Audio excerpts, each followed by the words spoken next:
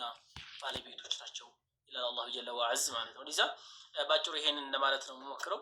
በዚህ የሚያሳቁ ሰዎች እንደነበሩ አዎ ምንድነው የፈለጋችሁት? አዎ በቃ እንፈልገዋለን ፊ መስሙም እንፈልገዋለን። ይሄ በቂ መልስ ይሆናል ማለት ነው። ወንድሞች በዚህ ላይ እንትን በሉ ቃሪዎች አሉ ቁርአን ይጋብዙናል ማለት ነው። ከዛ ውይይታችንን ከጨረስ እንድንወጣ ካሰብነው በኋላ ማለት ነው። ጀዛኩሙላህ ኸይር። አቡ አዩብ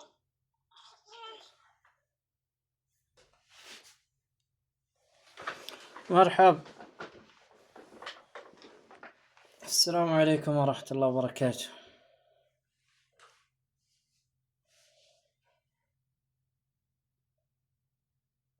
وعليكم السلام ورحمة الله وبركاته. استمال يا جماعة. أو يا أنتو دي مسلمان شاطر يبقوا يا قال